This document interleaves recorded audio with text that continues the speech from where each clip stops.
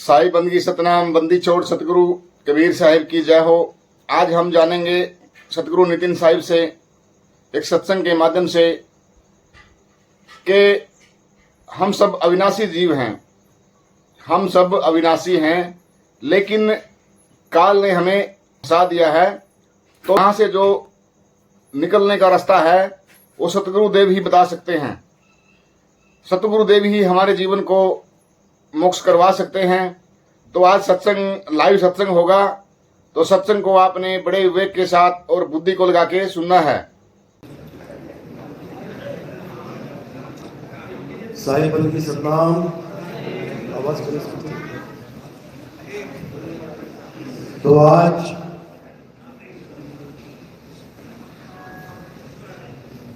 गजराला में नए वर्ष के उपलक्ष्य में परमपिता परमात्मा के मूल ज्ञान का सत्संग होने जा रहा है। बहुत बड़े भाग होते हैं उन जीवों के जो अपने पूरे जीवन काल में एक बार भी इस मूल ज्ञान को सुन पाते हैं, और उससे भी बड़े भाग होते हैं उन जीवों के जो इस मूल ज्ञान को थोड़ा सा भी समझ पाते हैं। क्योंकि सुनना बहुत आसान है, आए घर से निकले, बैठे, 1 घंटा सुना, वापस घर चले गए। सुनना बहुत आसान है, लेकिन इसको समझना बहुत मुश्किल है। इसको समझना इतना मुश्किल है कि आप सोच भी नहीं सकते। समझ केवल उसी को आता है जिस पर परमात्मा की दया होती है, जिस पर मालिक की पूरी दया हो जाती है, वो इस ज्ञान को समझ जाता है। उसका विवेक ऐसा जागता है कि एक एक बात उसको समझ में आने लग जाती है। नहीं तो बड़े बड़े ऋषि मुनि इस ज्ञान को समझने में फेल हो गए। कैसे फेल हो गए, क्या हुआ, आज इसका पूरा खुलासा करेंगे। और मालिक से अरदास करूंगा कि आप लोग पास हो जाओ, आप मत फेल हो जाना कहीं। क्योंकि ये एक जन्म मिला है, इंसानी जन्म, 1,84 भोगने के बाद एक जन्म मिला है, इंसानी जन्म। अगर ये जन्म बर्बाद कर दिया तो दोबारा से वही उसी चक्कर में आ जाओगे। हाथी, घोड़ा, कुत्ता, बिल्ली, शेर, सांप, बिच्छू, चींटी, इसी चक्कर में आ जाओगे। फिर कोई तुम्हें पूछने वाला नहीं मिलेगा कि क्या हाल चाल है। आज तो पूछ लेते हैं फोन करके, क्या क्या हाल है भाई, हाँ ठीक है। फिर कसाई के दरवाजे पे खड़े हो जाओगे बकरा बन के, कोई नहीं पूछेगा क्या हाल है, कोई बचाएगा नहीं। बार बार मरना पड़ेगा, बार बार कटना पड़ेगा। तो इस सब से छुटकारा कैसे मिले, बार बार जन्म मृत्यु से छुटकारा कैसे मिले, ये आज आपको अच्छी तरह समझाएंगे। और जिस पे मालिक की दया होगी वो समझ जाएगा। तो सत्संग शुरू करने से पहले परमात्मा के नाम पे जयकारा लगाएंगे और फिर सत्संग शुरू करेंगे। बोलिए परमपिता परमात्मा की, सतगुरु बंदी छोड़ कबीर साहिब की, सभी संतों की, सभी भक्तों की, सत्संग कराने वालों की, इनके गांव नगर बस्ती की, आज के आनंद की, सकल हंस को बंदगी साहिब बंदगी।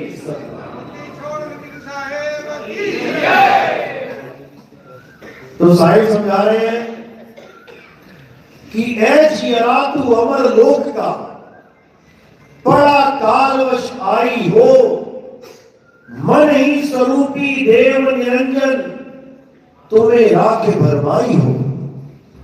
कि ए हंस, हे जीव, तू परमात्मा का अंश है। कहते भी ना, ईश्वर अंश, जीव अविनाशी। तू अविनाशी परमात्मा का ही अविनाशी अंश है। लेकिन इस दुनिया में, इस काल के लोक में, इस मृत्यु लोक में तू उलझ के रह गया। तुझे काल ने नाना प्रकार की योनियों में डाला। चींटी से लेके हाथी, हाथी से लेके वेल मछली तक तुझे हर योनि का स्वाद दिया उसने। क्यों? क्योंकि तू अपने घर को भूल गया है। तू अपने घर को भूल गया, तू वापस नहीं जा पा रहा है। आ तो गया, अब वापस क्यों नहीं जा पा रहा है? मन ही स्वरूपी देव निरंजन तुम्हें राखे भरमाई हो। ये मन स्वरूपी काल निरंजन ने तुम्हें ऐसा जकड़ लिया है, ऐसा भरमा दिया है कि अब तुम्हें अपने घर का रास्ता नहीं मिल रहा। 5, 25, 3 का पिंजरा वाह में तुमको राखे हो और तुमको बिसर गई सुध घर की ये महिमा अपनी भाके हो। 5, 25, 3 के पिंजरे में तुम्हें रखा गया है। कहां है ये 5, 25, 3 का पिंजरा? ये काया है। 5 तत्व, 25 प्रकृति, 3 गुण। 5, 25, 3 का पिंजरा, ये पिंजरा है। ये तुम नहीं हो कि तुम सोचो कि मैं ये हूं। ये पिंजरा है तुम्हारा। कैसा पिंजरा मिला है तुम्हें? या आदमी के रूप का पिंजरा या औरत के रूप का पिंजरा? तुम आदमी और औरत नहीं हो। आदमी और औरत पिंजरा है और तुम क्या हो? तुम अविनाशी जीव हो जो इस पिंजरे में तोता बैठा है। पिंजरा लोहे का होता है, तोता भी लोहे का होता है क्या? नहीं होता। इसी प्रकार पिंजरा 5 तत्वों का है। पिंजरा आदमी और औरत जैसा दिखाई दे रहा है। तुम नहीं हो 5 तत्वों के। तुम नहीं हो आदमी और औरत जैसे। तुम्हारा क्या रूप है? तुम्हारा कोई रूप रंग नहीं है। रूप न रेख न रंग प्रभु 3 गुणाते भिन्न। जब प्रभु भिन्न है तो प्रभु का अंश कैसे हो सकता है रूप रंग में? सोना पीला है तो उसका एक टुकड़ा निकाल के वो लाल कैसे हो सकता है? वो भी पीला ही होगा। इसी प्रकार जो प्रभु जिसका रूप न रेख न रंग, उसका अंश भी वैसा ही होगा, लेकिन अपने आप को भूल गया है। इसलिए अपने आप को आदमी, अपने आप को औरत, अपने आप को बच्चा, बूढ़ा, जवान समझ रहा है। यही अज्ञान है। और जैसा खुद को जान रहा है वैसे ही भगवान की तलाश कर रहा है। खुद आदमी बना बैठा है तो भगवान को भी आदमी मान बैठा। राम जी को आदमी मान बैठा, कृष्ण जी को आदमी मान बैठा। आदमी की पूजा करने लग गया। पूजा करनी किसकी है यही नहीं समझ में आ रहा है इसे। आदमी और औरत शरीर है, मर जाएंगे एक दिन। आदमी भी मरेगा, औरत भी मरेगी। कौन नहीं मरेगा? ये आत्मा कभी नहीं मरती। हे अर्जुन, आत्मा अजन्मा है, नित्य है, शाश्वत है।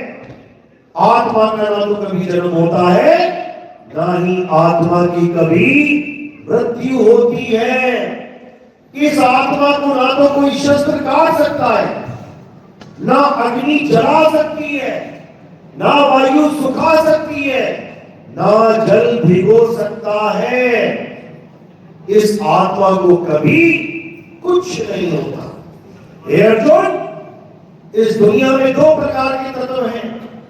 एक असत्य है और एक सत्य है।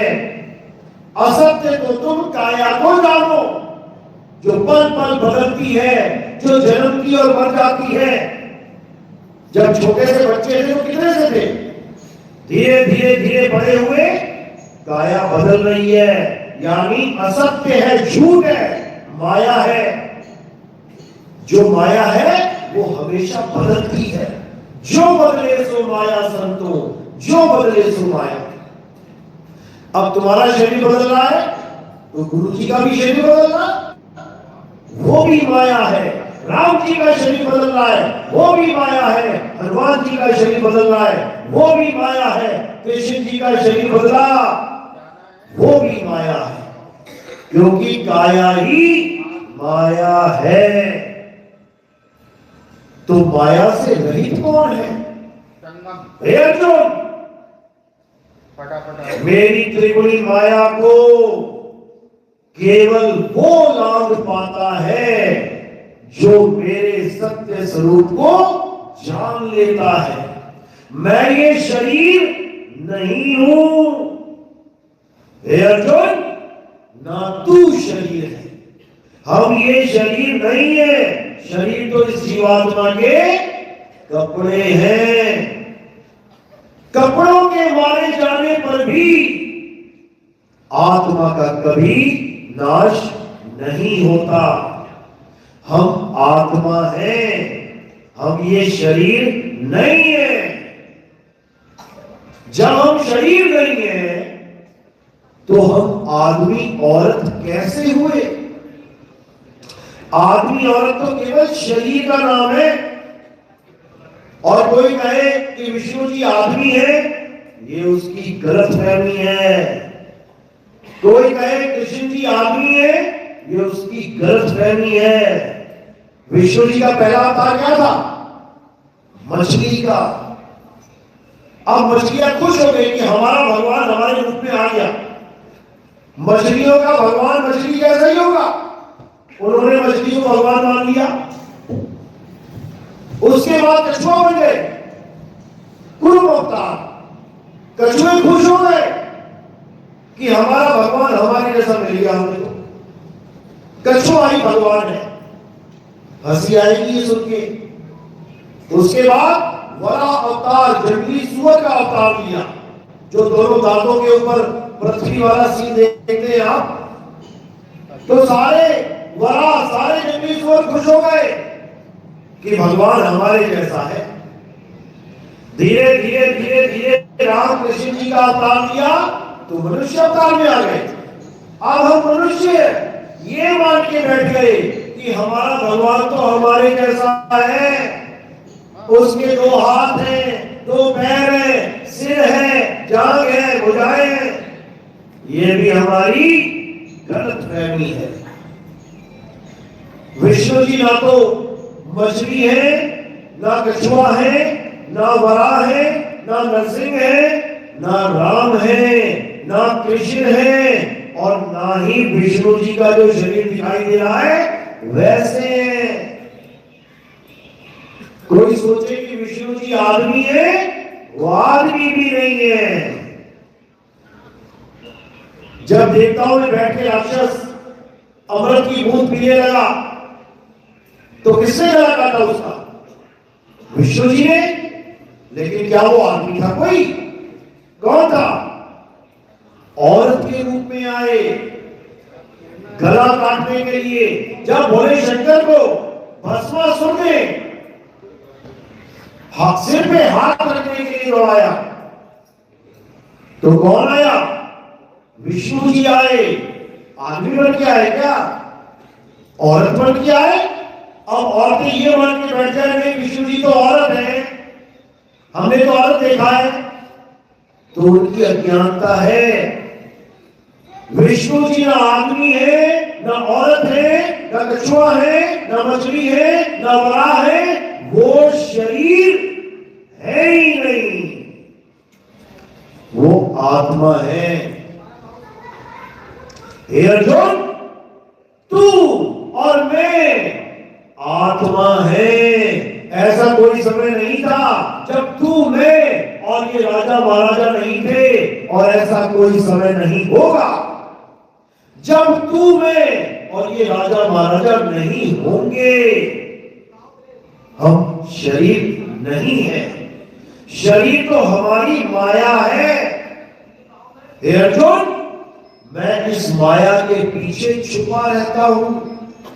लोग केवल मेरे शरीर को देख पाते हैं, लेकिन मुझे नहीं देख पाते, क्योंकि मैं दिखने दिखाने से परे हूं, मैं अगम अगोचर हूं।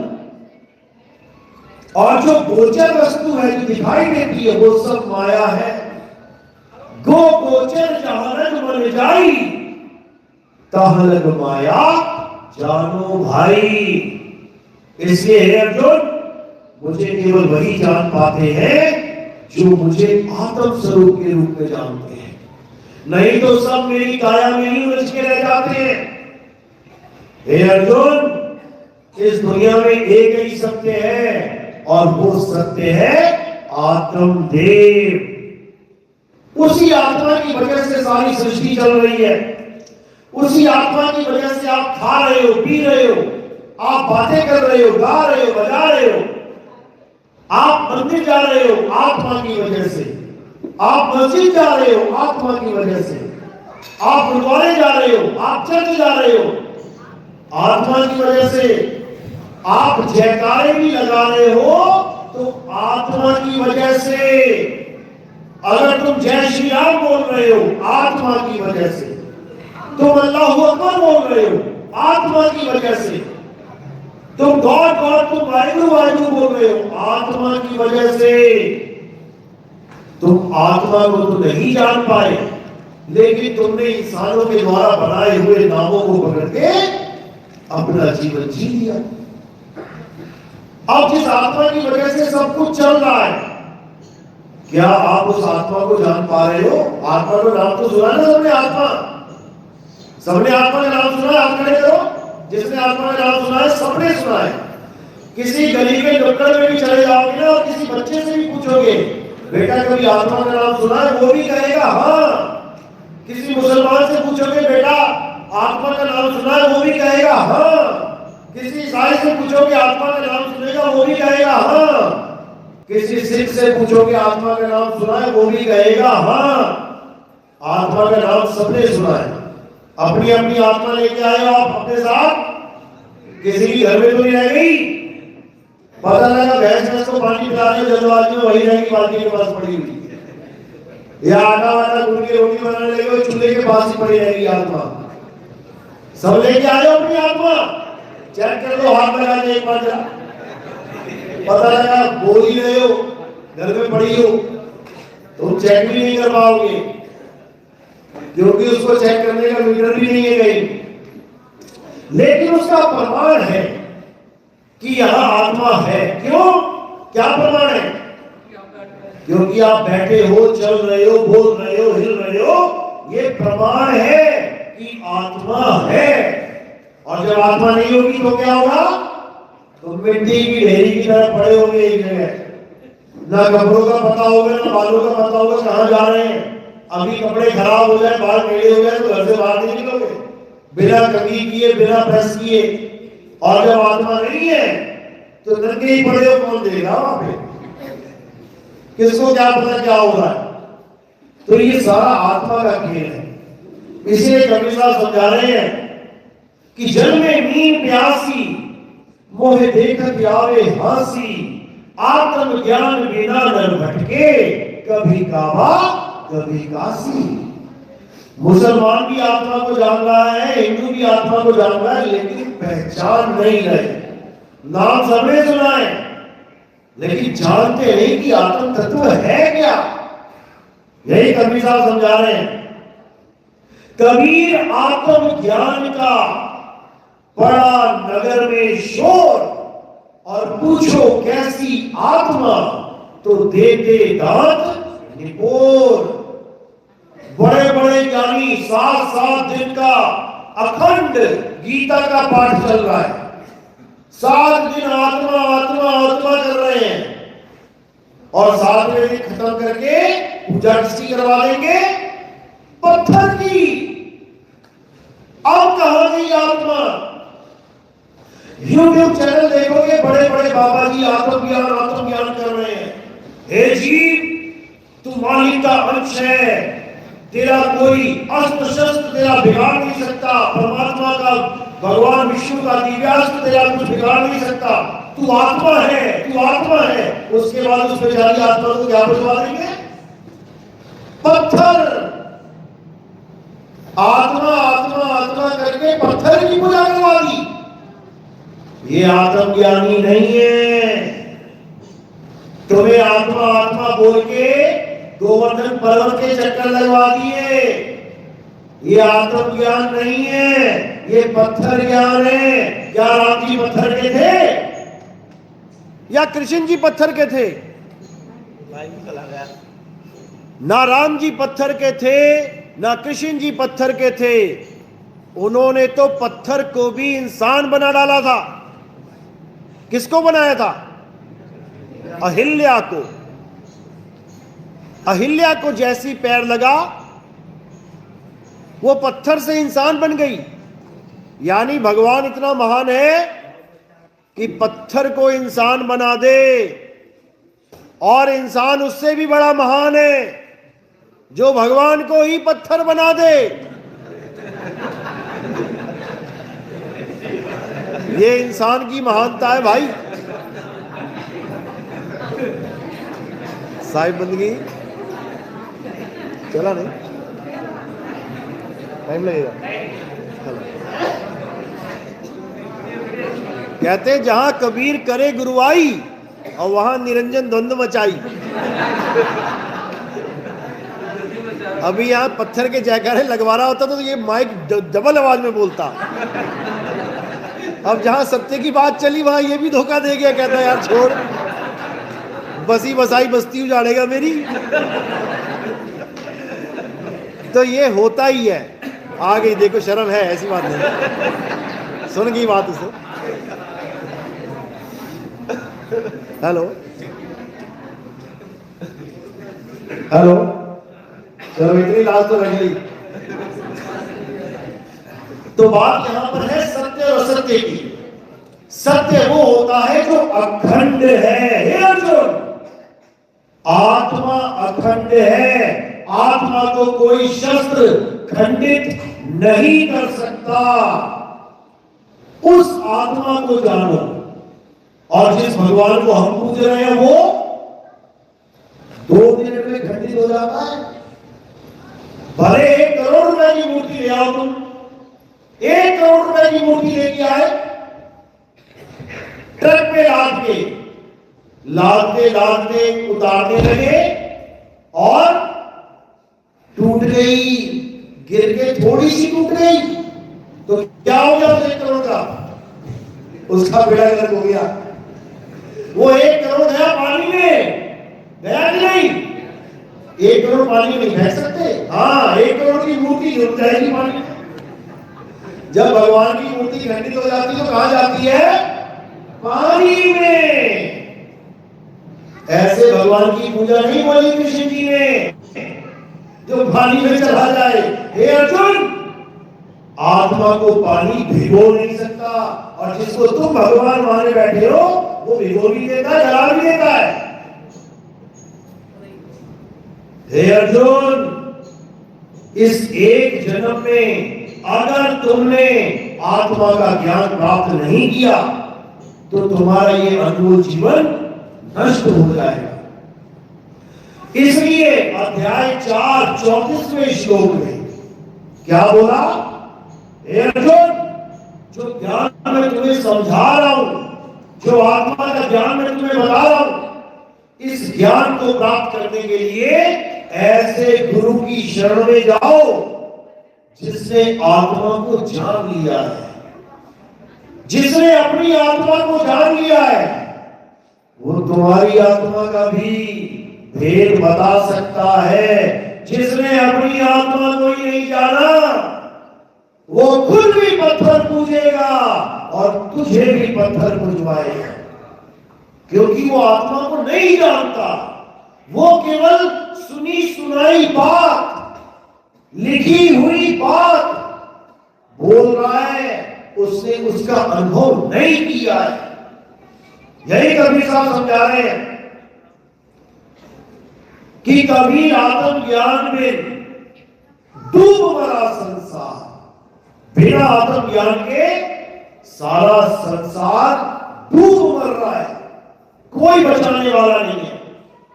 अब बचाएगा कौन? केवल भेदी गुरु, जिसको आत्मा का भेद पता है वही तुम्हारे जीवन में आत्म ज्ञान लेके आ सकता है, नहीं तो सारे गुरु पत्थर ही बनवाएंगे। पत्थर हमारा भगवान नहीं है, हमारा भगवान आत्मा है, जिसकी वजह से मेरा हाथ उठ रहा है। अगर ये आत्मा निकल जाए शरीर से तो मैं भी पत्थर की तरह पड़ जाऊंगा, फिर मुझ में और पत्थर में कोई फर्क नहीं रहा। हमारा भगवान पत्थर नहीं है, हमारा भगवान किसी मंदिर में नहीं रहता। अगर भगवान मंदिर में रहता होता तो क्या कभी मंदिर को रात में ताले रखते? जब भगवान ही मंदिर में बैठा है तो ताला क्यों लगाना? ताले क्यों लगाते हैं पता है? क्यों लगाते हैं? इसलिए लगाते हैं क्योंकि घर में कोई नहीं होता, इसलिए लगाते हैं। पापा मम्मी भाई बहन घर में है तो ताला लगा के जाना जरा, फिर देखना मजा कितना आएगा, फिर देखना कितना मजा आएगा। कॉल कर करके पहले तुम्हारी भैया भैया करेंगे सारे, कि तुझे पता नहीं है अंदर बैठे हैं और तू ताला लगा के चला गया बेवकूफ। ताला वहां लगाया जाता है जहां पर अंदर कोई ना हो। अब मंदिर में ताला लगाया इसका मतलब मंदिर में कोई नहीं है। अब चोर की बारी आई, अब उसने ताला देखा लगा मंदिर में तो घुस गया मंदिर में, क्योंकि चोर तुमसे ज्यादा शराना है, चोर तुमसे बड़ा ज्ञानी है। तुम सोचोगे अंदर भगवान है, चोर को पता है अंदर कोई भगवान नहीं है। सीधे जाएगा, कहां जाएगा? मत्था देखने, गल्ला देखने जाएगा, गल्ला उठाएगा, सामने भगवान होगा, उसको कोई फर्क नहीं पड़ता, क्योंकि उसको पता है पत्थर है, भगवान नहीं है। गल्ला उठा के ले जाएगा और कहो तुमने बढ़िया वाली मूर्ति लगा दी तो अष्टाकों की, तो उसको भी ले जाएगा, तुम्हारा भगवान को उठा के ले गया। तो भैया ऐसा भगवान हमारा नहीं है जो किडनैप हो जाए और इंटरनेशनल मार्केट में उसकी बोली लग जाए। हमारा ऐसा भगवान नहीं है, ना ही किसी संत ने ऐसा भगवान हुआ आज तक। पूरी गीता में तुम एक जगह दिखा दो कि किसी पत्थर को पूजने की बात की हो। पूरी गीता में आत्म ज्ञान, आत्मा आत्मा आत्मा कहते ही थक रहे कृष्ण जी। और जो देवताओं की पूजा करते हैं उनको क्या सम्मान दिया गया है पता है? जो तुम कहते हो गर्व से कहो मैं हिंदू हूं, बहुत अच्छी बात है।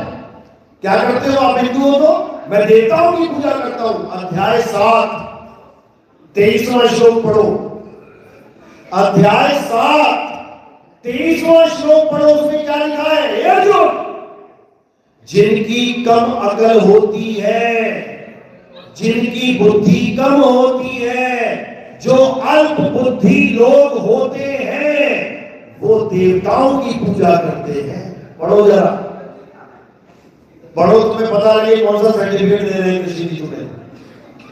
जो कम अकल के लोग होते हैं वो देवताओं की पूजा करते हैं। देवताओं से प्राप्त होने वाले फल सीमित और क्षणिक होते हैं।